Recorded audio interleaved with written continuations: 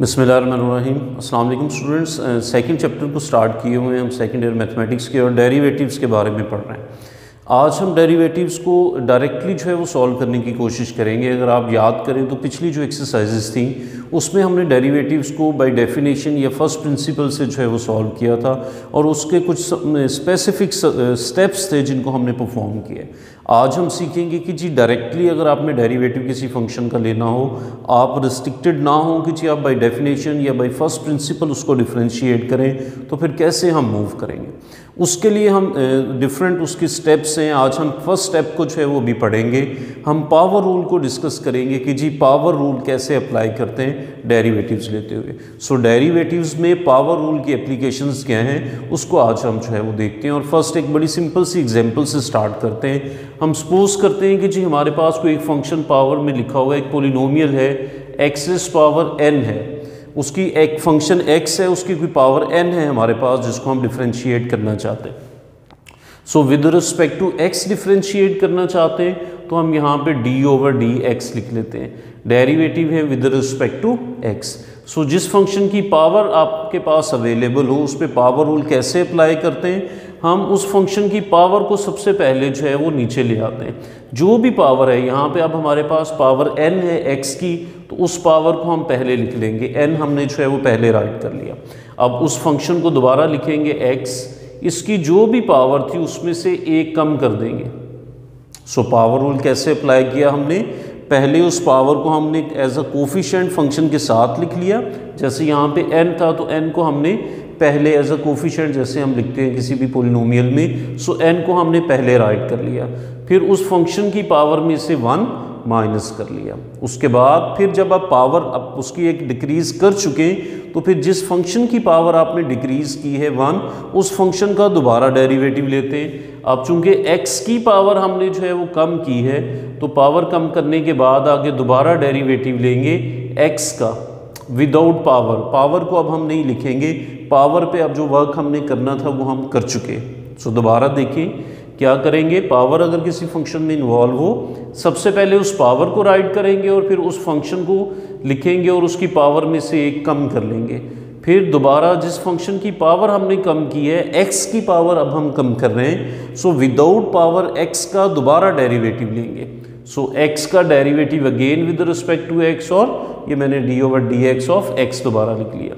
सो ये होंगे n as it is x power. चूंकि ये कोई नंबर्स नहीं है हम इसको सिंप्लीफाई नहीं कर सकते तो as it is n-1। x का x के रिस्पेक्ट से डेरिवेटिव 1 होगा। अगर उसी फंक्शन का डेरिवेटिव हम ले रहे हैं और उसी के रिस्पेक्ट से ले रहे हैं तो अगर ये फंक्शन आपका वो वेरिएबल और जिसके अकॉर्डिंगली हम डेरिवेटिव ले रहे हैं वो दोनों सेम होंगे तो आपके पास 1 आ जाएगा। x का x के रिस्पेक्ट से डेरिवेटिव 1 होगा। So this is n(x power n-1)। सो ये हमारा इसका सोल्यूशन होगा।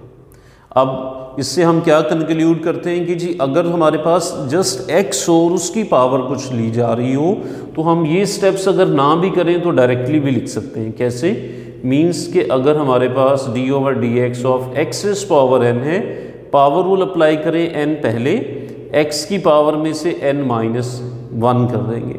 अब चूंकि वो उस ज़रा देखें फंक्शन को जिसकी पावर कम की जा रही है, क्या वो x है? Yes it is x।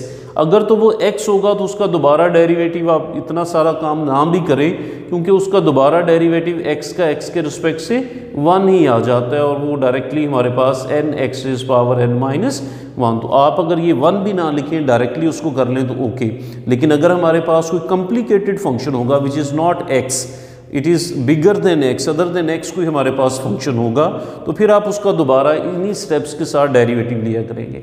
आज हम फिलहाल जो क्वेश्चंस करने जा रहे हैं बड़े सिंपल से इनिशियल क्वेश्चंस हमने चूज़ किए हैं और उनमें जस्ट x की पावर्स ही हैं। तो मैं ये जो फंक्शन की पावर सब्ट्रैक्ट 1 करने के बाद जो दोबारा फंक्शन का डेरिवेटिव लेते हैं ये स्टेप नहीं करूँगा। क्यों नहीं करूँगा? क्योंकि x का जब आप दोबारा डेरिवेटिव लेंगे वो 1 ही आ जाएगा और जब उसको फंक्शन से मल्टीप्लाई करेंगे तो as it is function return हो जाएगा। सो लेकिन फर्दर क्वेश्चन जो आगे हम करेंगे उनमें ये स्टेप्स हम परफॉर्म किया करेंगे। आज देखते हैं जी क्वेश्चंस हमारे पास क्या हैं। फर्स्ट क्वेश्चन से स्टार्ट करते हैं। एक्सरसाइज का फर्स्ट क्वेश्चन बड़ा सिंपल सा, वहाँ पे लिखा हुआ है कि जी डिफरेंशिएट द फॉलोइंग, कोई रिस्ट्रिक्शन नहीं है कि जी बाय यूजिंग फर्स्ट प्रिंसिपल करें और डेफिनेशन करें। सो हम फंक्शन को लेट कर लेते हैं कि let it is equal to y. So y is equal to x4 plus 2x³ plus x²। So हम इसको डिफरेंशिएट करना चाहते हैं तो आप डायरेक्टली मेंशन करें कि जी we are differentiating with respect to x। So w stands for with, r respect and t to. So differentiating with respect to x के रिस्पेक्ट से हम इसको डिफरेंशिएट कर रहे हैं। ओके, बोथ साइड्स पे d/dx ले लें, y के साथ भी d/dx हमने लगा दिया, so it becomes dy/dx। Right side पे भी हमने d/dx जो है वो राइट कर दिया। This x4 plus 2x³ plus x² as it is हमने यहाँ पे पेस्ट कर दिया। ओके, अब सबसे पहला काम आपने ये करना है कि ये जो d/dx है, जो डेरिवेटिव है विद रिस्पेक्ट टू x, इसको जो है वो डिस्ट्रीब्यूट कर दें हर एक टर्म के साथ। सो d/dx को x4 को भी अप्लाई कर देंगे, d/dx of x4, and d/dx को 2x³ को भी अप्लाई कर देंगे। सो ये चूंकि कांस्टेंट है 2, तो 2 को मैं पहले लिख देता हूँ, और d/dx ऑफ x³। इसी तरह d/dx को थर्ड जो टर्म हमारे पास है x², उस तक भी आप अप्लाई कर देंगे d/dx ऑफ x²। अब आप इन पे पावर रूल्स अप्लाई कर दें। x की पावर 4 है, तो हमने अभी वो सीखा, जैसे n के साथ हमने जो परफॉर्म किया था वही 4 के साथ हम करेंगे। 4 को हम पहले राइट करेंगे, x की पावर जो 4 थी उसमें से 1 को माइनस कर दिया हमने, 4x पावर 4 माइनस 1। अब जिसकी पावर कम की है, होना तो ये चाहिए था कि जी आप उसका दोबारा डेरिवेटिव लें, लेकिन देखें क्या वो x ही है, yes it is x, so it's derivative will be 1। तो हम उसको रिपीट नहीं करते, तो हम यहाँ पे मल्टीप्लाई बाई 1 नहीं लिखते, जस्ट ऐसे ही इसको छोड़ देते हैं।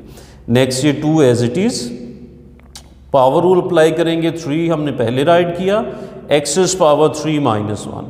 इसी तरह यहाँ पे 2 हमने पहले राइट किया और x पावर 2 माइनस 1।